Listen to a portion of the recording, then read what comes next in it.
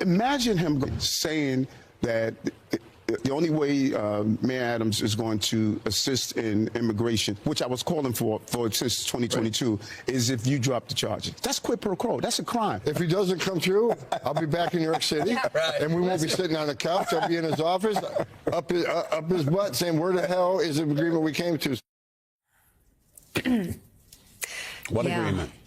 That was Mayor Eric. What a pal! Wait. Did he say the quiet part out loud?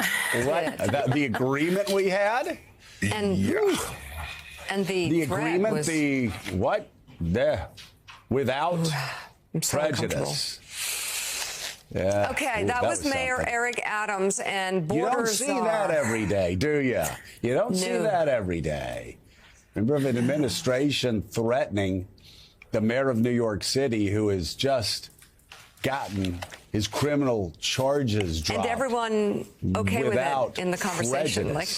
Without I wasn't in that prejudice, saying basically if he, they can bring the charges back. And people were concerned about a deal and talked about a deal. I wonder what that deal was. Some transparency there. So again, what we just saw was Mayor Eric Adams and border czar Tom Homan in a moment where a lot of people say was quid pro quo playing out in real time when both appeared on Fox News Friday. This as 4 top officials in the New York City mayor's office have resigned. And the controversy over the Justice Department's move to dismiss corruption charges against Mayor Eric Adams.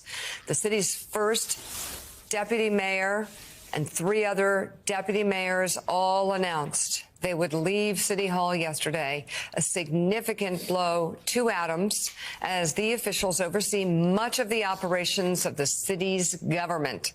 In a statement, Adams said he understood their decision and wished them well. He also clarified that all 4 deputy mayors will remain in place for now as a transition period. In response, New York State Governor Kathy Hochul called for a meeting today to discuss the mayor's future. The governor does officially have the authority to remove a mayor from office, but those powers have never been used in the state's history. In a statement, Governor Hochul noted the gravity of such a decision, writing in part, overturning the will of the voters is a serious step that should not be taken lightly. That said, the alleged conduct at City Hall that has been reported over the past 2 weeks is troubling and cannot be ignored. The mayor's office has been embroiled in controversy since last year when Mayor Adams was indicted on federal bribery charges. He has maintained his innocence. Apparently, more charges were coming. Anand, you have a new essay out just this morning on The Ink entitled Home of the Brave. Really? And you write in part, quote, this, as I write this, there are scattered and inspiring examples of bravery all around us. Prosecutors, judges, even the occasional lawmaker. But in the main, we are proving beyond a shadow of a doubt that we are not the home of the brave. We are a country full of people smilingly capitulating to a tyrant. You go on to write, maybe it was always a mistake to count on these big institutions to protect us. They haven't been for some time now. Yes, there are a handful of brave lawmakers, brave judges, brave media voices, brave others. But in general, it is now very clear after this first month that no one is coming to save us. It's time to take back our country, not only from this authoritarian nightmare, but also from the collaborators, too insipid and weak and chicken, too skinless and boneless to stand up for us. So, Anand, I don't know if you want to name names, but we have a lot of different things going on in a lot of different directions. The story I just reported, Mayor Adams, New York City. We also have some very controversial nominations being voted on soon. And yet, as you said, it appears nobody really wants to stand up in unison and say no. Yeah, I mean, first of all, in the earlier clip, you don't often hear quid pro quo and up his butt in the same conversation. So that's the territory we're now in. Latin and English, bilingual. this is a moment that is actually something the mayor said, Mayor Adams said, that got me thinking about this essay. He used two simple words to describe what you saw on that sofa.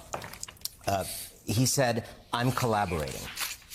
I'm collaborating." Now, I don't know personally if the mayor has a sense of history, but anybody who does have a sense of history and is familiar with the history of authoritarianism around the world knows that "I'm collaborating" is a sentence with some meaning. And it got me thinking about the idea of collaboration and the fact that the mayor, who for the sake of his own narrow freedom, tried to make a deal to turn this city that is a city made of immigrants, America's immigrant city, into a city home to Trump's immigration raids. But collaboration really is a broader metaphor. We're seeing it with newspaper owners who won't stand up to Donald Trump. We're seeing it with companies that are settling lawsuits, frivolous lawsuits, to appease Donald Trump to protect their wider commercial interests.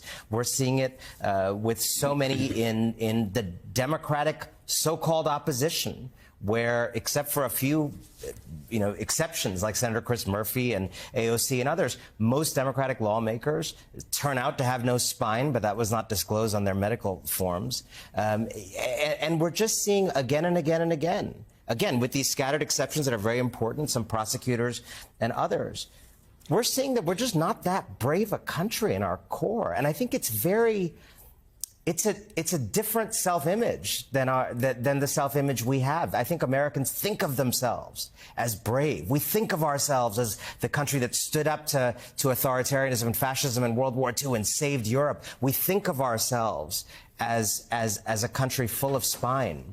And we are seeing again and again, whether it's the mayor, whether it's leaders of media, whether it's CEOs stripping out the diversity programs, throwing their own employees under the bus, whether it's university leaders not standing up for their faculty.